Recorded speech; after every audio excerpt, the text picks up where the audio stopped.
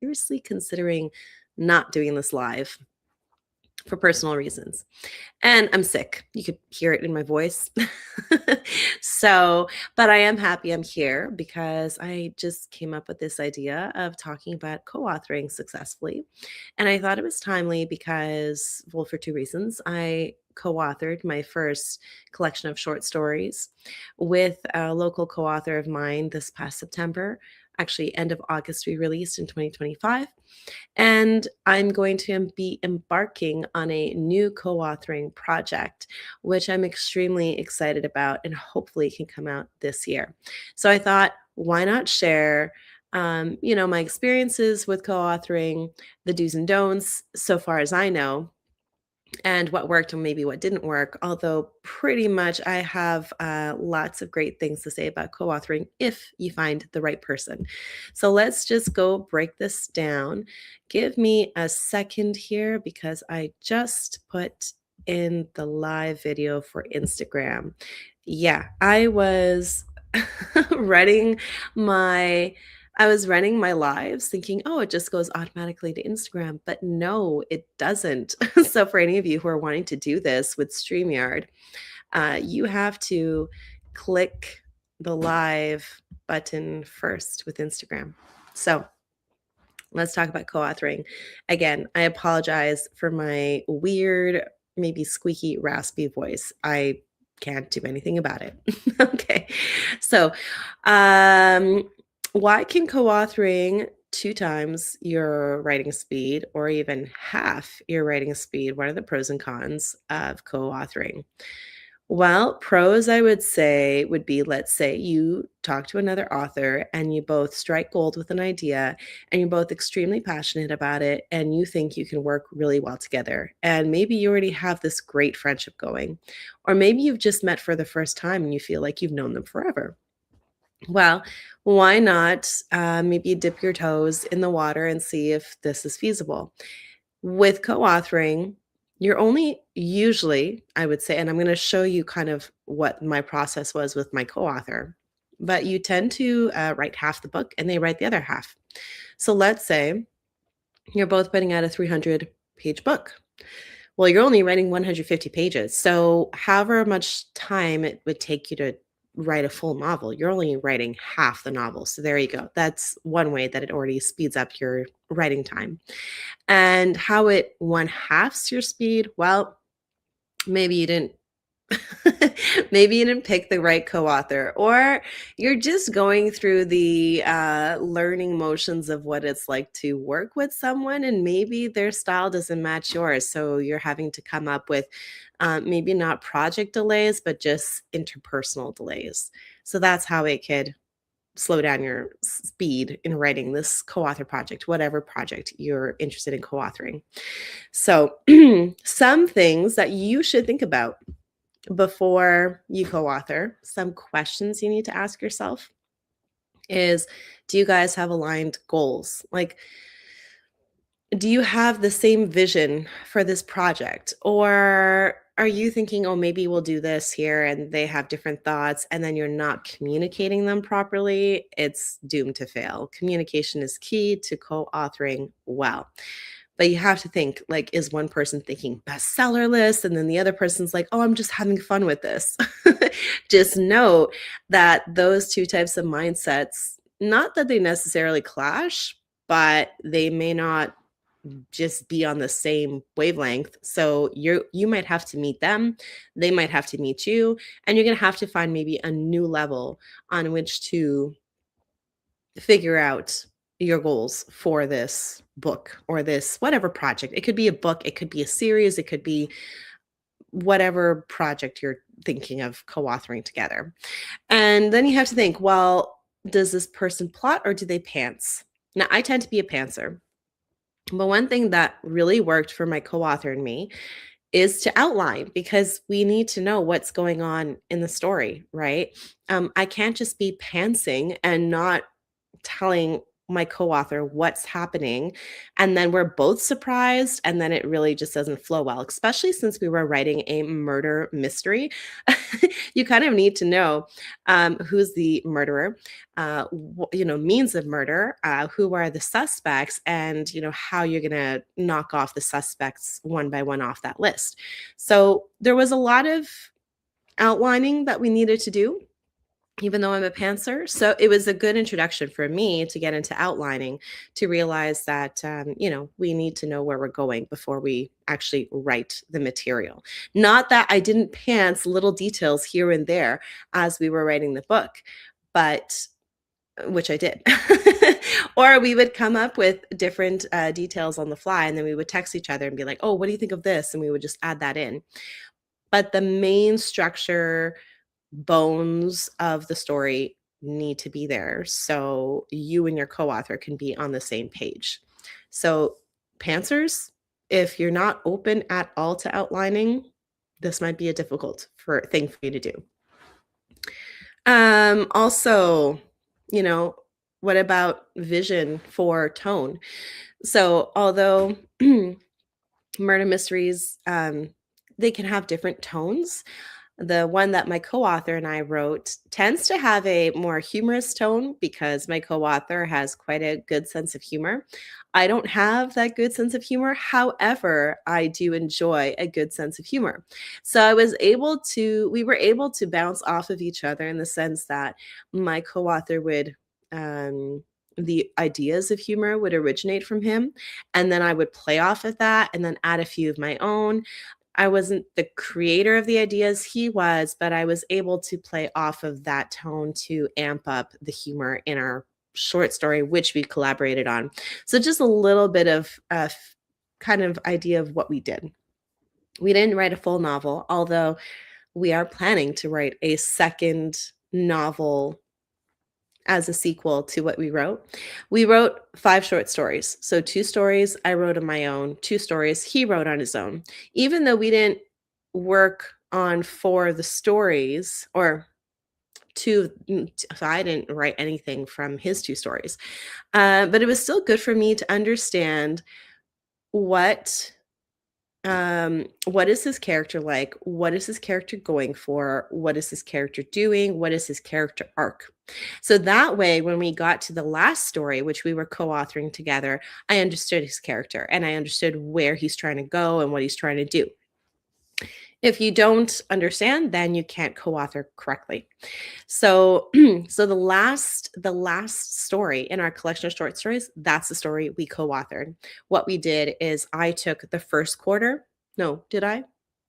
He wrote the first quarter of the short story. I wrote the second quarter. He wrote the third, and I wrote the fourth.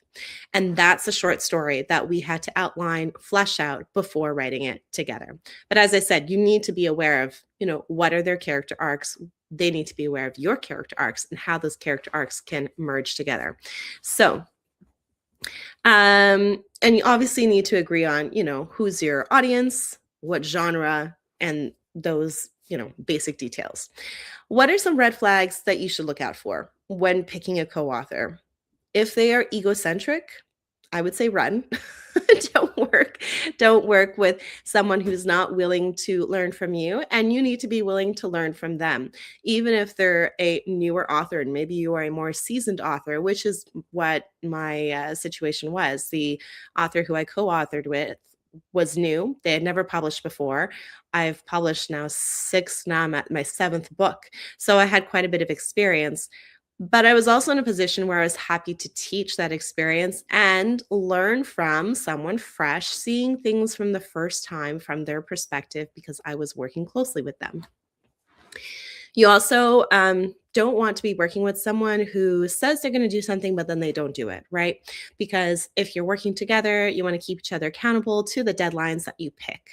And if you have someone who's just easily flaky and just does whatever and doesn't want to listen and doesn't want to communicate, you don't want them to co-author with you. And maybe control freak tendencies, like if they're so nitpicky on little tiny details that they can't Mm, they're not willing to come to an agreement with, or they tend to be, yeah, you just maybe don't work with someone like that. Someone who is open, who is willing to communicate, who enjoys generating ideas with you, that would be your perfect co-author buddy. And if you have any questions, please leave them in the comments below. And I'm not too sure if on Instagram you can ask questions, but definitely on the YouTube side, you can put your questions in the comments and then I can answer. Um, let's go back to and please follow, like, subscribe, whatever you can do. This helps. Let's talk about covering ownership and royalty split. So with my co-author, now I'm also going to say right off the bat, maybe this is something that I should be doing. We just didn't do it because we were good friends. You should probably have a document in writing stating who gets what are your splits, what's like your exit clause if you don't want to be working on this project anymore. That's something I did not do with my co-author. Thankfully, it turned out for us because it was a great writing experience. But if it's probably a good idea to just have that contract in writing. But let's talk about ownership and royalty splits. Co-author and I, we decided that we would split 50-50 all the upfront, money, like to publish, to print the books. And then we would split 50-50 how much we got from the books, whether that's, selling in person, whether that's selling through Amazon or book signings. We just split 50-50 every way. I think that's a very fair way to do it. Now, yes, technically, could I have asked for more because I have more expertise? My co-author was like has never published before. Sure. However, I don't know. I was happy with that. Maybe you wouldn't be happy with that. So figure out what is that ownership split and those royalties. Decision-making process. How do you decide when you're both at a standstill? I think if you communicate well with your co-author, you're not going to have too much of an issue with this. Sometimes I brought up like a point. Maybe I thought, oh, maybe this person would be the perfect killer. And we would talk about it, flesh it out. But then maybe my co-author brought up a point where like, well, I don't think that's really going to work because this character doesn't quite work out this way. And this is why. And then I did the same thing with my co-author. So I think if you have ideas, you won't come too much to a standstill, especially if you're allowing the story, the book to rule the process, because the story, from my 10 years of experience as a published author and writing for more than that, the story guides, the story knows, and you are just the instrument to write the story. And I think if both co-authors understand that, these standstills are not really going to happen. At least it didn't really happen for us because really the story took a life of its own. We knew that it was going to be humorous. We knew that it was going to have these crazy bombastic characters, colorful characters. And so when we came to like, oh, this doesn't work, someone would just jump in and be like, oh, but this works and here, this is why. We never just said, I hate the scene you wrote. Like, that's just not helpful. It's not constructive. So if you're working with someone like that, maybe that's not the right person to co-author with. But if you're working with someone who's like, well, I don't think this scene works because, and fully describes to you why, but can give maybe a solution to the issue, or they're willing to work out the solution together, then you got a good co-author buddy right there. One thing that helped keep us on track was I put together a publishing timeline. We wanted to publish in regards to being able to sell or have like our launch at a writers festival that I founded back in 2024 called the Eastern Ontario Writers Festival. So if you're in Ontario, you should come check it out. It's for writers and readers alike. And what we did is I just basically reverse engineered from the date that we needed copies for that festival. Then I gave myself 2 weeks. Then I said, okay, it needs to be published this time. And then you just work backwards to hit those deadlines. So it took us a year for us to write out the stories, to, do our edits, to put it together for publication, and then to actually print the books in time for the festival. So that's what I would do. And you say, this is the guideline. Now, maybe there is no hardcore deadline and you want to be a little more soft with it. That's fine too, just as long as you two agree and you understand, okay, we're willing to push the deadline, to move it up, however we see fit, however our speed is working together. But if you do have a hardcore deadline, you both want to be at this event, you both want to sell these books at this event, deadline, and both of you need to work together to do that.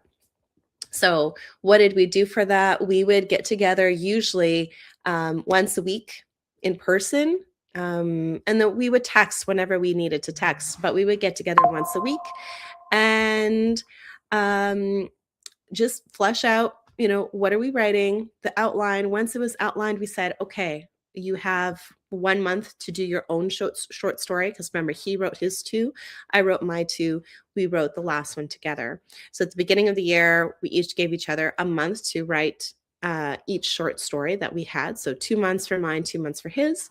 And then pretty much over the summer, we wrote the short story together and got together, once a week and going over things, writing together, outlining together. But again, just making sure that communication is always open. So that's how we did that. Now for the credit on the cover, again, this can be a little finicky because, people want proper credit. I guess my way of saying thank you to the co-author for the journey that we've been on, I put his name first. Also, I've had my decade of success and I know there's more to come. And I guess I just wanted to help prop up a new author for them to feel like, wow, my name is on a book. I mean, all of us authors who have books, we know that feeling when we get our book in the mail for the first time and we see our name on the book, right? And it's just this magical feeling. We're so amazed by it every single time. And I just really wanted my co-author to see their name on the cover first. But you guys figure it out. Maybe you're like, oh no, the published author who has more experience should be first. Whatever. Again, work that out in your communication together. Now, what is one thing? Now, again, as I said, I didn't have a contract. Maybe it's something I should do, especially since I have more co-authoring projects coming up. At least, no, I have 3 more. The sequel with the same co-author and then 2 extra ones.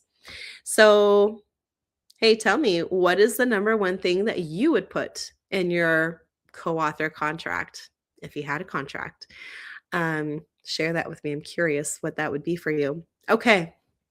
So how did we, I already mentioned our flow of process of when we were writing this book. He wrote the first quarter, I wrote the second, third, and fourth. For a short story that worked. Now for our second book, we're looking at kind of a similar situation. You could do alternate chapters where, you have one character's POV, then yours, then his, then hers, then his, right? You could do that. I think for this coming up book, but not solidified yet, we might just do the same thing that we did for the short story where he writes like a first quarter of the book. I wrote the second, third, fourth. We'll see how that goes. Not sure if that's really going to happen, but either the alternate chapters or the alternate quarters. But something that's definitive is helpful, just to know your boundaries and to know like, okay, this is what I'm writing and this is what they're writing, and I'm not going to infringe on their writing. Now, one way that I've heard that could work too, I don't have any experience, but I'm just going to throw out there just in case it's helpful to you, is one person drafts it and then the other person heavily rewrites it. I don't know, maybe that's something that can work for you, but it wasn't something I used. And how did we, write together? We use Google Docs, very simple. When we got together, I was writing my outlines on pen and paper, but then I would just transpose those outlines into Google Docs. So that was the first thing in Google Docs. And then we would write our short stories into the Google Docs. That's the thing too. Even though, remember I said that we needed to understand the character arcs, even though I wasn't co-authoring his 2 short stories and he wasn't co-authoring my 2 short stories. But we wrote it in this Google Doc so we could read nonetheless what the person was writing, so we can have an idea and grasp what that character was going through before our two characters met. That's how we did it. It's pretty simple. Everyone has access to Google Docs. It works really well. Okay, now one thing that we did have to go through was keeping our voice consistent. So his writing style is very much Dickensian. So if you've ever read Charles Dickens, think that. That was his writing style. It actually tended to be my writing style too when I was first writing. Um, but my writing style has changed with the historical time periods that I've covered over the years. So when I covered my first two books, they were definitely older time periods. So my voice was more sounding like that. But the latest book I wrote was World War II, which is less like that. So mine has changed a little bit over the years. He loves Charles Dickens. And so his writing definitely kind of mirrors that, because you tend to write a lot of what you read, right? You pick up those habits. So we had to kind of work on, okay, how do we make this writing more palatable to a more contemporary audience? Because this is contemporary murder mystery, but it does have a flair of like that old vintage feel, just because the character, Milwit, is that. Like, he's just one of those old souls. He loves old things, but it goes with his character, and that's totally fine in a contemporary book. But we also had to make it sure that it wasn't overloaded on that, so that you like all of a sudden think, oh, am I like in the Victorian era? No, we're in the modern day. It's just someone who likes to be vintage. I tend to be like that too. Like, I love, leather, old books, old things. That's kind of how I go with that. So, I think I've covered mostly of everything. I'm not even talking properly. I'm telling you, it's being sick. I think I covered most everything of how to co-author successfully and not kill each other. Haha, since we wrote a murder mystery. If you are contemplating co-authoring, again, just make sure you pick the right person, make sure you communicate very well, and you keep each other accountable, that you put clear boundaries and parameters so you understand where they stand, where you stand. And with all that clarity, you can have an amazing, fun journey of co authoring together.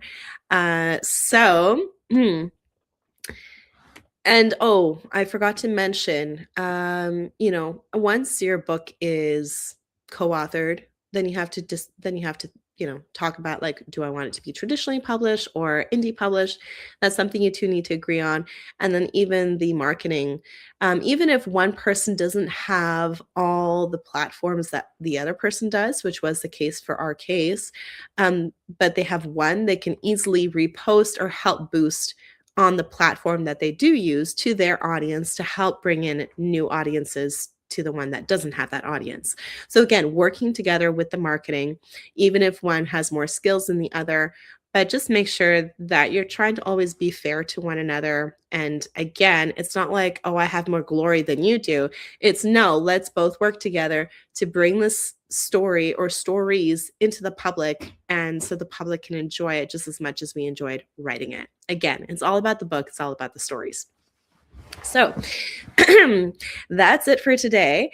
If you have any more questions about this material, or you would like to, maybe you are interested in collaborating this year with another author, comment, collab, and that will be fun to look forward to.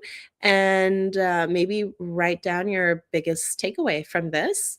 And again, if you are not following, you can follow, smash, subscribe, the like button, everything. Thank you for being here with me today. It was lovely. Oh, wait, we got a comment. Look at that. Oh, XX. Oh, okay. We're going to leave it at that. Have a great day, everyone. See you next week.